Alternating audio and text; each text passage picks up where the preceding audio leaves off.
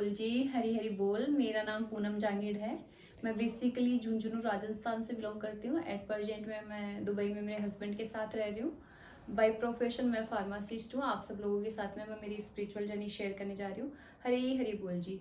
12 दिसंबर 2021 को फ्रेंड्स मैंने मेरी फ्रेंड नीलम सिंह जी के माध्यम से गोलोक एक्सप्रेस को ज्वाइन किया। गोलोक एक्सप्रेस के बारे में जो मुझे चीज़ सबसे अच्छी लगी थी वो ये है कि ये 2 वे इंटरेक्शन मॉडल है, टेक्नोलॉजी बेस्ड है, जिससे हम अपनी बात भी रख सकते हैं। और प्लस ये टाइम कन्वीनियंट है, जिससे हम इसको कभी भी कहीं भी हमारे टाइम के अकॉर्डिंग सुन सकते हैं। और फैमिली बेस्ड है।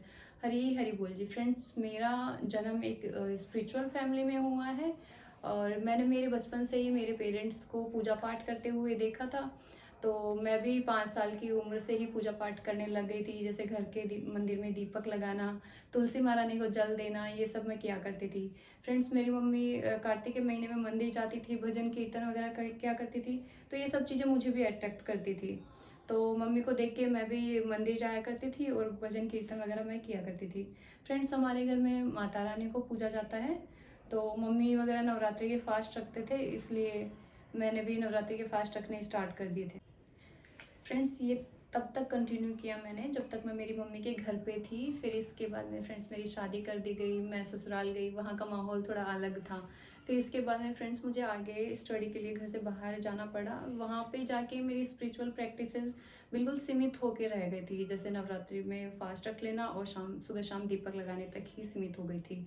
फ्रेंड्स, जैसे जैसे मेरी लाइफ आगे बढ़ती गई, मेरी लाइफ में चैलेंजेस आते गए, स्ट्रगल्स आते गए, मेरी पर्सनल लाइफ में काफ़ी प्रॉब्लम्स आ गई थी।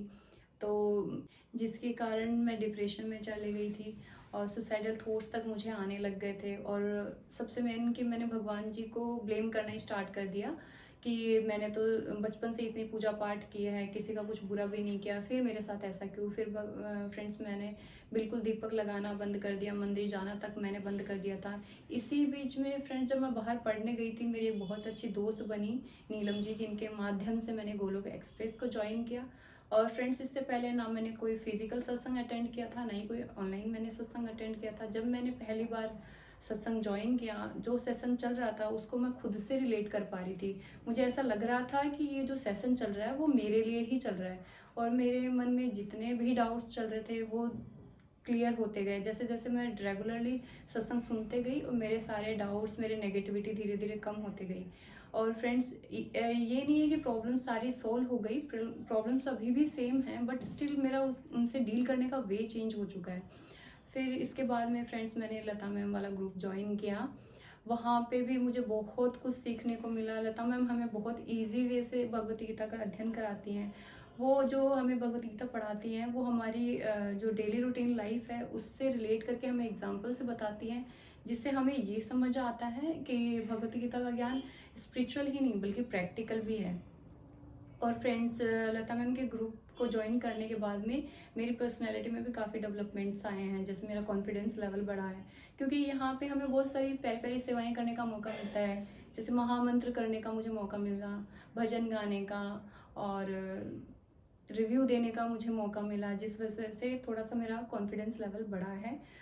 फ्रेंड्स, गोलोक एक्सप्रेस के माध्यम से मैंने नाम जाप के बारे में जाना। जब से मैंने चैंटिंग करना स्टार्ट करी है मुझे काफ़ी मेंटल पीस मिला है। प्लस मेरी ओवर थिंकिंग कम हो गई है, एनजाइटी, मेरी नेगेटिविटी काफ़ी हद तक कम हुई है।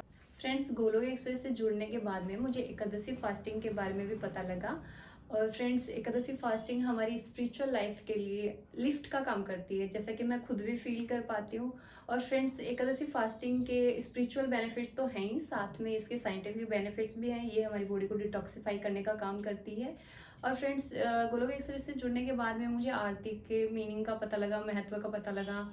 और यहाँ से जुड़ने के बाद में मेरा मिथ भी क्लियर हुआ है कि भगवान जी को प्रसाद नहीं चढ़ता, भगवान जी को भोग लगता है। जैसे मैंने मेरे बचपन से मेरे पेरेंट्स को और आसपास के सभी लोगों को ये कहते हुए सुना कि भगवान जी को प्रसाद चढ़ाना है। भगवान जी को प्रसाद नहीं चढ़ता है, भगवान जी को भोग लगता है, देन उसके बाद में वो प्रसाद बनता है। काफ़ी सारे डिवाइन एक्सपीरियंसेस हुए, उसमें सबसे अच्छा जो बड़ा एक्सपीरियंस मुझे हुआ वो ये है कि लड्डू गोपाल मेरे घर आए, उन्होंने मुझे अपनी सेवा करने का मौका दिया, अपनी सेवा के लिए मुझे चुना। फ्रेंड्स, मुझे कान्हा जी का श्रृंगार करना, उनको भोग लगाना बहुत पसंद है। और फ्रेंड्स, गोलोक एक्सप्रेस का 4S मॉडल मेरा फेवरेट है, मुझे बहुत अच्छा लगता है। और फ्रेंड्स, गोलोक एक्सप्रेस के फाउंडर निखिल जी ने मुझे एक बार एक बात कही थी कि तू कर वैसा जैसा भगवान चाहते हैं, फिर होगा वैसा जैसा तू चाहता है। ये लाइन फ्रेंड्स मैं कभी नहीं भूलती। और फ्रेंड्स, गोलोक एक्सप्रेस की एक टैगलाइन है जो मेरे दिल के बहुत करीब है, जिसको मैं खुद से रिलेट भी कर पाती हूँ कि गोलोक एक्सप्रेस में आइए, दुख दर्द भूल जाइए। फ्रेंड्स, यहाँ से जुड़ने के बाद में सच में मैं अपने दुख दर्द भूल गई हूँ, मेरी लाइफ टोटली ट्रांसफॉर्म हो गई है। तो फ्रेंड्स, पहले जहाँ मैं नेगेटिव हुआ करती थी, डिप्रेशन में थी, एंजाइटी में थी, अब उसके अपोजिट है। मैं मेरी सुपर पॉजिटिव लाइफ जी रही हूँ, चेयरफुल लाइफ में जी रही हूँ।